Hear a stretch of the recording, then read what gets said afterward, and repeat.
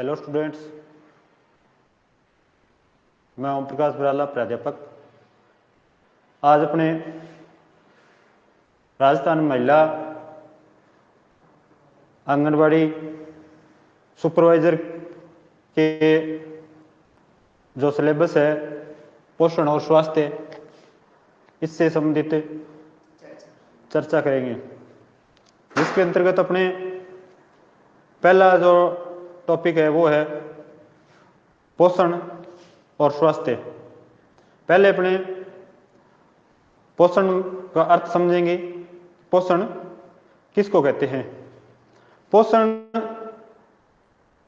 शब्द का शाब्दिक अर्थ होता है जो अपने भोज्य पदार्थ लेते हैं शरीर के अंदर, जैसे प्रोटीन, कार्बोहाइड्रेट, वसा, वो सारे के सारे पोषक पदार्थ है, और इनसे अपने जो मटेरियल मिलता है उसको अपने पोषण कहते हैं। पोषण से अपने शरीर की वृद्धि, विकास होता है। इसके साथ साथ शरीर का मानसिक स्वास्थ्य भी पोषण से अपना तैयार होता है। तो पोषण की परिभाषा अपने लिखें। पोषण की परिभाषा क्या होती है? शरीर की वृद्धि के लिए बाहरी पदार्थ, शरीर की वृद्धि के लिए बाहरी पदार्थ, शरीर की वृद्धि के लिए बाहरी पदार्थ जो पोषण पदार्थों को ग्रहण करते हैं।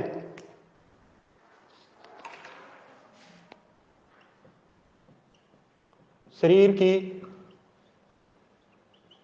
वृद्धि के लिए बाहरी पदार्थ जो शरीर की वृद्धि के लिए बाहरी पदार्थ इसको बोलते हैं अपने फूड या भोजन। बाहरी पदार्थ जो ग्रहण किए जाते हैं वे सारे क्या कहलाते हैं? पोषण के अंतर्गत आते हैं या पोषण पदार्थ कहलाते हैं। और इन पोषक पदार्थों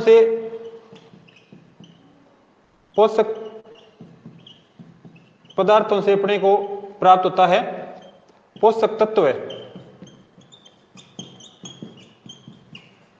पोषक तत्व या इसको बोलते हैं अपने न्यूट्रिशन एलिमेंट्स या पोषक तत्व प्राप्त होते हैं। अब पोषक पदार्थों से पोषक तत्व प्राप्त होते हैं, वो कौन कौन से पोषक तत्व है? अब पोषक तत्वों की बात अपने करेंगे। पोषक तत्व कौन कौन से होते हैं? तो पोषक तत्वों को अपने दो भागों में बांटा गया है। पोषक तत्वों को दो भागों में बांटा गया है। एक वे पोषक तत्व होते हैं जो शरीर के लिए ज्यादा मात्रा में आवश्यकता होती है, उनको अपने मैक्रो एलिमेंट्स या मैक्रो वृद्ध पोषक तत्व कहते हैं। और एक दूसरे वे पोषक तत्व जिनको शरीर में कम मात्रा में आवश्यकता होती है, इन्हें माइक्रो एलिमेंट्स या सूक्ष्म पोषक तत्व कहते हैं। तो पोषक तत्वों के प्रकार, पोषक तत्वों को दो प्रकार के अंदर, एक तो मैक्रो और दूसरा होता है माइक्रो। मैक्रो और दूसरा होता है माइक्रो। अब मैक्रो क्या चीज होती है और मैक्रो क्या चीज होती है? सूक्ष्म पोषक तत्व और एक वृहद पोषक तत्व है। ये होता है आपका वृहद और ये होता है सूक्ष्म। नाम से स्पष्ट है, वृहद जिसकी बहुत ज्यादा मात्रा में शरीर को आवश्यकता होती है, ज्यादा मात्रा में खाए जाने वाले। तो यहां पर ज्यादा मात्रा में खाए जाने वाले तत्व या पोषक पदार्थ, उनको अपने बोलते हैं मैक्रो। और जो कम मात्रा के अंदर लिए जाते हैं भोजन के अंदर, उनको बोलते हैं अपने माइक्रो।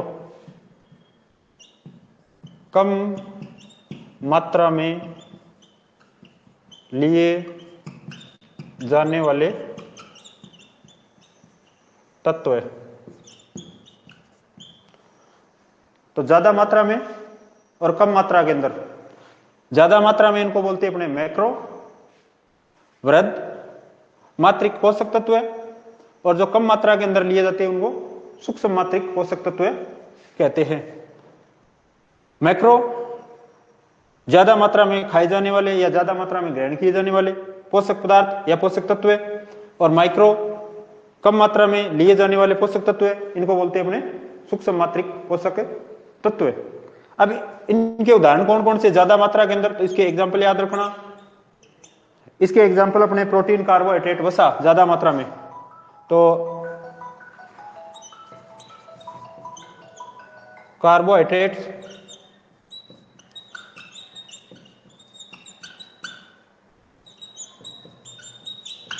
प्रोटीन, वसा,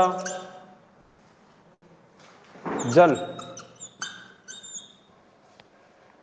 ज्यादा मात्रा में कार्बोहाइड्रेट, प्रोटीन, जल और वसा, इनको शरीर में ज्यादा आवश्यकता होती है, इसलिए इसको बोलते हैं अपने मैक्रो या वृहद मात्रिक पोषक तत्व है। और कम मात्रा के अंदर, कम मात्रा में क्या चीज लिए जाती है अपने शरीर के अंदर, तो वो चीज होगी अपनी विटामिन, खनिज, खनिज हो गया, इसके अलावा अपने विटामिन्स होगी, विटामिन्स, ये अपने हो गए माइक्रो या सूक्ष्म मात्रिक पोषक तत्व है। अब दो कैटेगरी के अंदर अपने बांट दिए पोषक तत्वों को उनकी मात्रा के आधार के ऊपर। अब ये ज्यादा मात्रा में आवश्यकता होती है शरीर के लिए इसको, तो उनको अपने मैक्रो बोलते हैं या वृहद मात्रिक पोषक तत्व है, और इनको शरीर में कम आवश्यकता होती है, इनके बोलते हैं अपने माइक्रो या कम मात्रा में लिए जाने वाले तत्व है। जैसे खनिज हो गया, विटामिन हो गया, सूक्ष्म मात्रा में या सूक्ष्म अंश मिलीग्राम के अंदर इनकी आवश्यकता होती है, और इनकी अपने ज्यादा ग्राम के अंदर आवश्यकता होती है शरीर के अंदर। ठीक है, अब बात आती है कि शरीर को कार्य करने के लिए इन पोषक पदार्थों से अपने को शरीर के अंदर मिलती है ऊर्जा, एनर्जी, और शरीर के कोई भी कार्य के लिए, कोई भी गतिविधि के लिए शरीर को सबसे ज्यादा रिक्वायरमेंट होती है ऊर्जा की। तो जिस पोषक तत्व का शरीर के अंदर पाचन होता है, या जो पोषक तत्व शरीर के अंदर खाया जाता है या जो ग्रहण किया जाता है शरीर के अंदर, उस पोषक पदार्थ से या पोषक तत्व से अपने को ऊर्जा मिलती है। तो ऊर्जा किन किन पोषक पदार्थों से मिलती है, तो जो वृहद मात्रिक पोषक तत्व है जो ज्यादा मात्रा में लिए जा रहे हैं, जैसे कार्बोहाइड्रेट, प्रोटीन, वसा, इन तीन चीजों से अपने, इन तीन वृहद मात्रिक पोषक तत्वों से शरीर को क्या मिलती है, ऊर्जा मिलती है। तो जिस पोषक तत्व का पाचन होता है, तो यहां लिख रहा हूं मैं, जिस पोषक तत्व का शरीर में पाचन होता है, जिस पोषक तत्व का शरीर में पाचन होता है, उससे अपने को क्या मिलती है, उससे अपने को मिलती है ऊर्जा, ऊर्जा मिलती है। जिस पोषक तत्व का शरीर के अंदर पाचन होता है, उस पोषक तत्व से अपने को ऊर्जा मिलती है। और ऊर्जा किन पोषक तत्वों से मिलती है, तो ऊर्जा मिलती है अपने को कार्बोहाइड्रेट,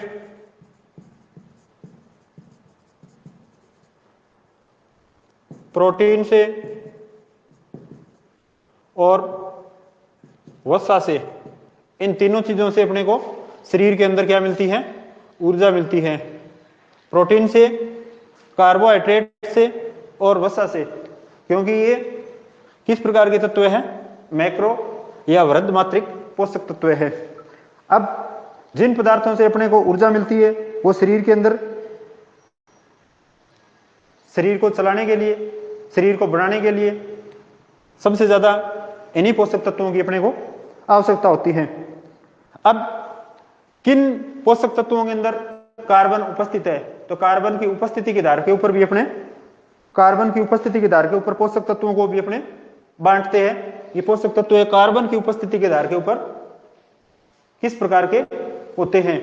तो अब अपने इन पोषक तत्वों को जो मैक्रो और माइक्रो दो प्रकार के पोषक तत्व है, इनको इनके अंदर कार्बन है या नहीं है, इनकी उपस्थिति के आधार के ऊपर अपने आगे और विभाजित किया गया है।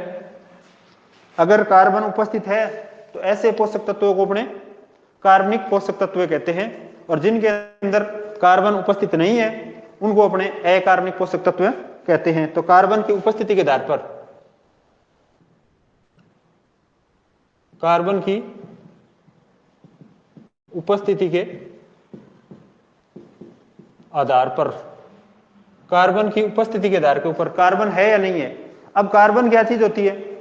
कार्बन कोई भी शरीर को बनाने के लिए या किसी वस्तु को बनाने के लिए जिस पदार्थ में जल करके वो धुआं और राख और साथ में कुछ जल वाष्प देता है, वो सारे पदार्थ कार्बनिक है। अपना बॉडी है वो लगभग 90% कार्बनिक पदार्थों की बनी होती है। और कार्बन का अध्ययन जिस विज्ञान की शाखा में किया जाता है उसको बोलते हैं अपने कार्बनिक रसायन। एक बड़ी शाखा, ये बड़ी ब्रांच है जिसके अंदर विभिन्न प्रकार के कार्बनिक तत्वों का अध्ययन किया जाता है।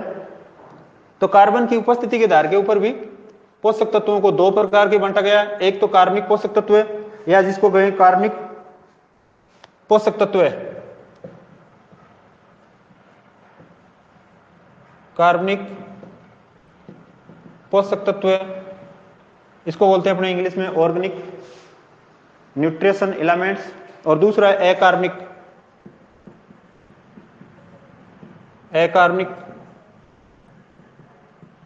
पोषक तत्व है। अब नाम से स्पष्ट है, कार्बनिक पोषक तत्व है। जिस पोषक तत्व के अंदर कार्बन उपस्थित है उन्हें अपने कार्बनिक पोषक तत्व कहते हैं।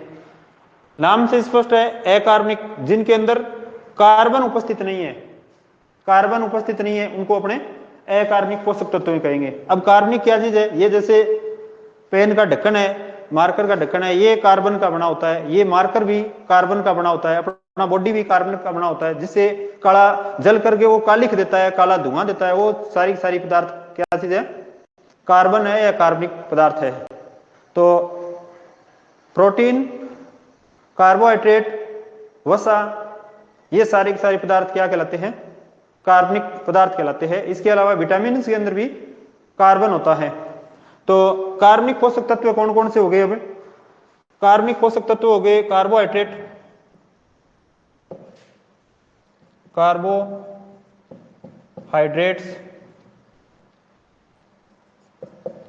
प्रोटीन, वसा, विटामिन, इनके अंदर कार्बन है। तो ये पोषक पदार्थ क्या कहलाते हैं? कार्बनिक पोषक तत्व है। और अकार्बनिक पोषक तत्वों के अंदर, अकार्बनिक पोषक तत्वों के अंदर खनिज आ गया और जल आ गया। जल, विज्ञान के अंदर जब जल का अणुसूत्र लिखते हैं तो अपने H2O होता है, H2O। इसका मतलब हाइड्रोजन और ऑक्सीजन से जल का निर्माण होता है। तो यहां पर कार्बन नहीं है, इसका मतलब ये किस प्रकार का है? अकार्बनिक पोषक पदार्थ है। अब इस जल में, जल चाहे कितना ही पियो, जल से कोई इसी प्रकार की ऊर्जा अपने को नहीं मिलती है, क्योंकि ये अकार्बनिक पोषक पदार्थ है। हालांकि कुछ मात्रा के अंदर खनिज तत्व शरीर की वृद्धि के लिए, संतुलित भोजन के लिए ये आवश्यक होते हैं। और ये जल क्या चीज होता है? जल भोजन को पचाने के अंदर, शरीर के अंदर विभिन्न प्रकार के एंजाइमों को सक्रिय करने के लिए अपने शरीर के अंदर जल अति आवश्यक होता है। और बॉडी के वेट के अनुसार शरीर में जल की रिक्वायरमेंट होती है, वो भी अलग अलग प्रकार से होती है। छोटे बच्चों को कम मात्रा के अंदर और बड़ों को, जिनकी बॉडी वेट ज्यादा है, उनको जल की ज्यादा आवश्यकता होती है। अब खनिज कौन कौन से है? तो खनिज के प्रकार के अंदर खनिज कई सारे प्रकार के होते हैं। जैसे लोहा आ गया,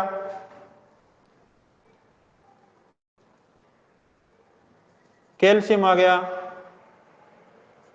कॉपर आ गया, सल्फर आ गया, अन्य बहुत सारे खनिज जो शरीर की वृद्धि और विकास के लिए आवश्यक होते हैं, ये सारे सारे पदार्थ खनिज के अंतर्गत आते हैं। तो हमने पोषक पदार्थों को कार्बन की उपस्थिति के आधार पर भी दो प्रकार के बांट लिए गए हैं। कार्बनिक पोषक तत्व जिनके अंदर कार्बन आता है या कार्बन के बने होते हैं, कार्बोहाइड्रेट, प्रोटीन, वसा और विटामिन, इनके अंदर कार्बन उपस्थित होता है तो कार्बनिक पोषक तत्व कहलाते हैं। कार्बन जिनके अंदर नहीं होता है उनको अकार्बनिक पोषक तत्व कहते हैं। अकार्बनिक पोषक तत्व के अंदर खनिज और जल आता है। खनिज विभिन्न प्रकार के जैसे लोहा, कैल्शियम, कॉपर, सल्फर, ठीक है, फास्फोरस, ये सारे सारे खनिज पदार्थ कहलाते हैं। शरीर की वृद्धि और विकास के लिए इनकी भी सूक्ष्म मात्रा में आवश्यकता होती है। अब जो कार्बनिक पोषक तत्व है एक नंबर पर कार्बोहाइड्रेट। अब वो कार्बोहाइड्रेट अपने पढ़ेंगे कि कार्बोहाइड्रेट क्या चीज है।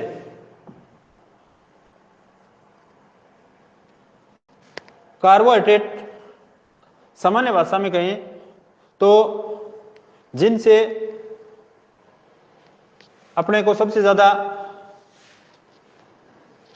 शरीर के अंदर ऊर्जा या फास्ट एनर्जी मिलती है वो कार्बोहाइड्रेट पदार्थ कहलाते हैं। रिक्वायरमेंट इनकी शरीर के अंदर ज्यादा होती है। इनको सामान्य भाषा के अंदर अपने शर्करा या शुगर कहते हैं। तो कार्बोहाइड्रेट पढ़ेंगे पहले। कार्बोहाइड्रेट्स, कार्बोहाइड्रेट शब्द खुद ही अपना अर्थ बता रहा है। शाब्दिक अर्थ कार्बो प्लस हाइड्रेट्स। अब ये कार्बो और हाइड्रेट्स इन दो शब्दों से मिलकर बना होता है। कार्बो का अर्थ होता है कार्बन, अभी देखा है अपना, इसका अर्थ होता है कार्बन। और हाइड्रेट्स का अर्थ होता है जल, जिसका अणु सूत्र अभी बताया H2O। ऐसे पदार्थ जो कार्बन और जल से मिलकर बने होते हैं उन्हें अपने कार्बोहाइड्रेट्स कहते हैं। और कार्बोहाइड्रेट को सामान्य भाषा के अंदर अपने दूसरा नाम इसका है शुगर, या जिसको कहें अपने शर्करा। तो कार्बोहाइड्रेट कार्बन प्लस पानी या जल से मिलकर बना होता है, इसे अपने कहेंगे कार्बोहाइड्रेट्स। इसका अर्थ है कार्बन का जो सूत्र होता है वो C और जल का सूत्र होता है वो H2O। तो कार्बोहाइड्रेट किस किस से बनकर मिलकर बना होता है?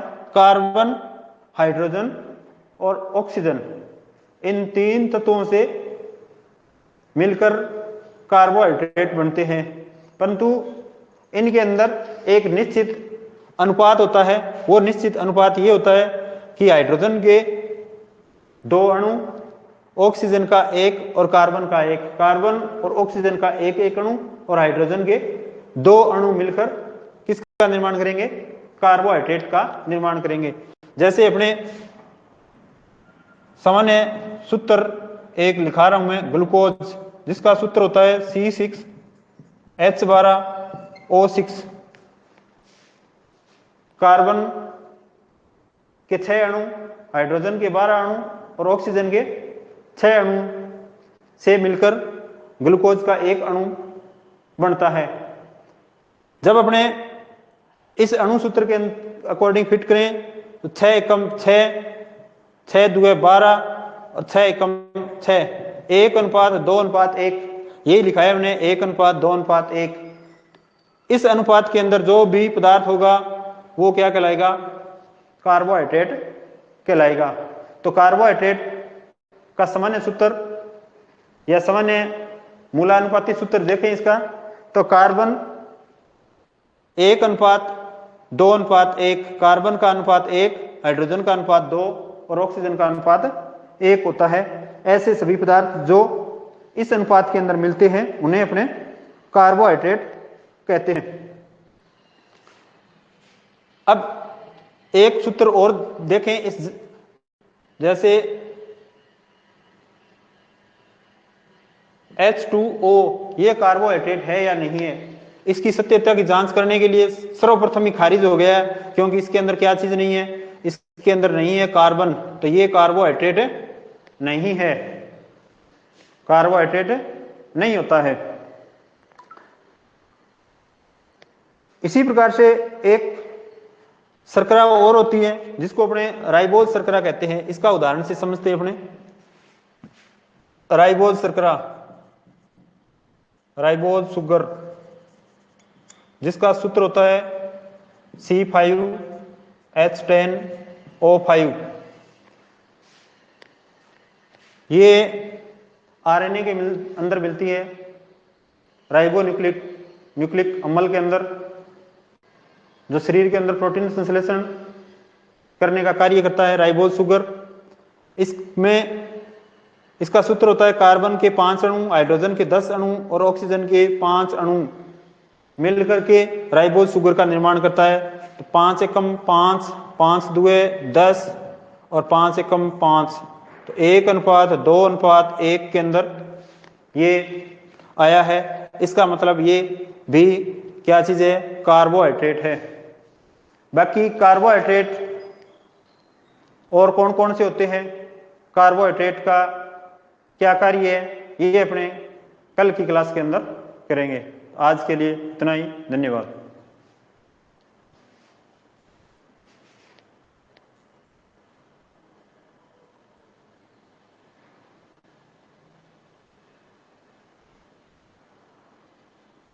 हटा दूंगे, कैसे हटेगा,